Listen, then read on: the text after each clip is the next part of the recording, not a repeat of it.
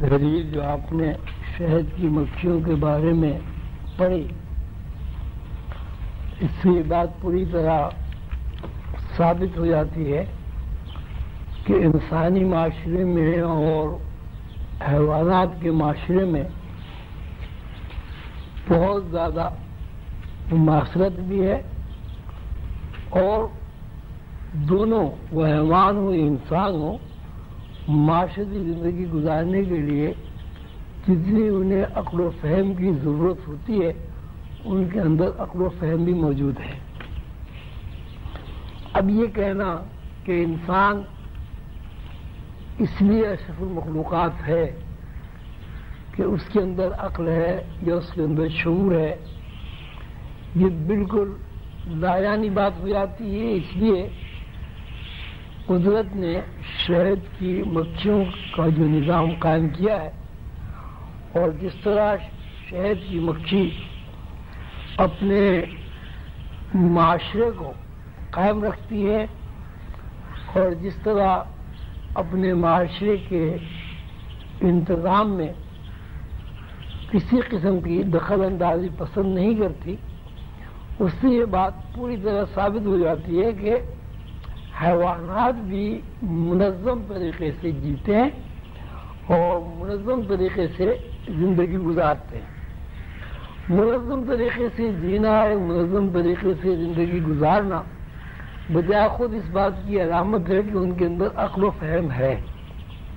اگر عقل و فہم نہ ہو تو کوئی تنظیم قائم نہیں ہو سکتی۔ ابھی آپ نے یہ پڑھا کہ مکھیاں چھت پر تجا کرتی ہیں، کارکن مکھیوں کے اندر موم پیدا کرنے والے گلینڈز ہوتے ہیں۔ اب یہ بھی ایک اور طرح بات ہے کہ انسان کے اندر بھی بے شمار گلینڈز ہوتے ہیں جو مختلف کام انجام دیتے ہیں۔ مثلا گلے میں ایک مخصوص گلینڈز ہوتے ہیں، اگر ان میں کوئی خرابی واقع ہو جائے تو کئی دفعہ ایسا ہوتا ہے کہ آدمی پھولنا شروع ہو جاتا ہے، کئی دفعہ ایسا ہوتا ہے ان گلینڈز کے خراب ہونے سے آدمی کا قد چھوٹا رہ جاتا ہے، کئی دفعہ ایسا ہوتا ہے ان گلینڈ کی خرابی سے آدمی اتنا زیادہ لمبا ہو جاتا ہے کہ وہ بے ڈنگا اور بے ڈور لگتا ہے۔ گلینڈ کے خراب ہونے سے بہت ساری بیماریاں بھی انسان کے اندر پیدا ہوتی ہیں۔ تو اب تخلیقی صلاحیت کے نقطۂ نظر سے اگر ہم دیکھیں تو جس طرح انسانوں کے اندر ایک سسٹم موجود ہے، اسی طرح حیوانات کے اندر بھی ایک سسٹم موجود ہے۔ مثلا میڈک کا آپ آپریشن کرتے ہیں، اب اس کے اندر وہ آپ کو چیزیں مل جاتی ہیں جو انسانوں کے اندر ہوتی ہیں۔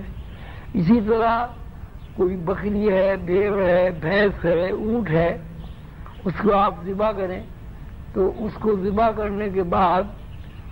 اس کا جو جسمانی نظام ہے اس میں کوئی خاص ایسی بات نہیں ملتی کہ صاحب وہ اونٹ کے اندر نہیں ہے لیکن انسانوں کے اندر ہے۔ اعضائے رئیسہ شریفہ مطلب دل ہے، پھیپھڑے ہیں، گردے ہیں، آپ کا دماغ ہے، ابھی ان کے اندر بھی موجود ہوتا ہے۔ اونٹ کے بارے میں مشہور ہے کہ اونٹ کا حافظہ بہت زیادہ ہوتا ہے۔ اونٹ کو اگر کسی سے دشمنی ہو جائے تو کہا جاتا ہے کہ برسہ برس کے بعد بھی اگر وہ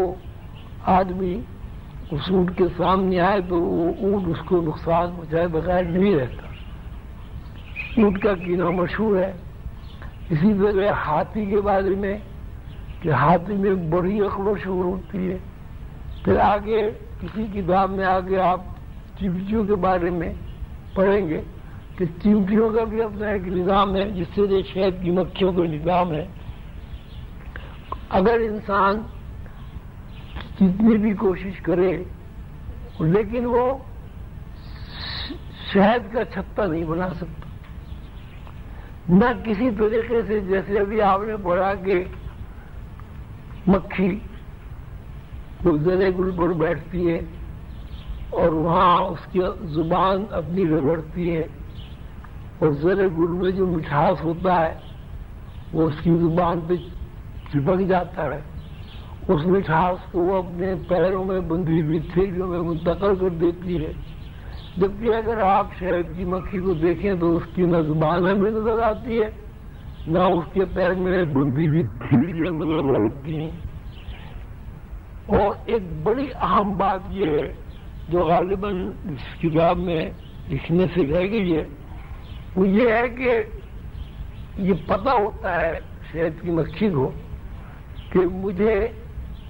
کون سا رس چوسنا ہے اور کون سا رس نہیں چوسنا۔ کچھ مکھیاں ایسی ہوتی ہیں جو تصاور پسند ہوتی ہیں، وہ کسی بھی پھول پر بیٹھ کر جب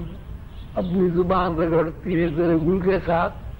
اور وہاں سے مٹھاس ان کی تھیلیوں میں منتقل ہوتا ہے، جب وہ واپس جاتی ہیں اپنے چھتے میں تو وہاں باقاعدہ دربان ہوتے ہیں اور وہ اس مکھی کو چیک کرتے ہیں کہ یہ شہد کہیں غلط تو نہیں لے آئی، کوئی ایسی چیز تو نہیں لے آئی کہ جو شہد کی کیمیکلز میں کوئی خرابی پیدا کر دے۔ تو اگر ایسی کوئی مکھی ان کے ہاتھ لگ جاتی ہے، جو کہ لے جاتی ہیں تصاور پسند مکھیاں، تو وہ اس کو شہد فیکٹری کے اندر داخل نہیں ہونے دیتے، اجتماعی طور پر اسے ہلاک کر دیتے۔ یہ ہوا بھی دیکھیے کہ مکھی کے اندر اللہ تعالیٰ نے یہ صلاحیت بھی رکھی ہے کہ وہ صحیح چیز کا انتخاب کرے، اور یہ صلاحیت بھی رکھی ہے کہ اللہ تعالیٰ نے اسے صحیح چیز کے انتخاب کی صلاحیت بھی ہے، اس صلاحیت کو وہ استعمال نہ کرے، اس خراب چیز بھی لے آئے۔ تو یہ ساری باتیں شہد کی مکھی میں جو کچھ ہے اس سے یہ بالکل واضح ہو جاتا ہے کہ انسان کا جو شرف ہے وہ عقل و شعور سے ثابت نہیں ہوتا۔ اگر عقل و شعور سے انسان کا شرف ثابت ہوتا تو پھر ہم شہد کی مکھی کو بھی اشرف المخلوقات کرنے پر مجبور ہوں گے۔ آپ دیکھیں گے شہد کی مکھی کا ایک نظام جو آپ نے ابھی پڑھا اور سنا، اس میں جو قرآن پاک کے حوالے سے شہد کی مکھی کا تذکرہ آتا ہے تو اللہ تعالیٰ فرماتے ہیں کہ ہم شہد پر وہی کرتے ہیں،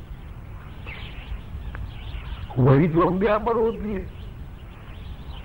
وہی کا نزول تو انبیاء کے لیے مخصوص ہے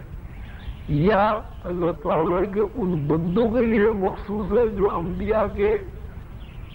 نقش قدم پر ہیں، یا انبیاء کے وارث ہیں، یا انبیاء کے خلفاء ہیں، یا انبیاء کے وراثت یافتہ ہیں۔ تو جس طرح انبیاء کی وراثت یافتہ لوگوں پر وہی نازل ہوتی ہے اور جس طرح انبیاء علیہ السلام کے اوپر وہی نازل ہوتی ہے، اسی طرح شہد کی مکھی پر بھی وہی نازل ہوتی ہے۔ تو اب اس طرح ہے کہ وہی کی بھی بہت ساری قسم ہیں، وہی کے نور سے بھی انسان اشرف المخلوقات نہیں ہو سکتا۔ اگر انسان وہی کے نزول سے اشرف المخلوقات ہوتا ہے تو پھر مکھی کو بھی ہم اشرف المخلوقات کے دائرے سے باہر نہیں نکال سکتے۔ تو اب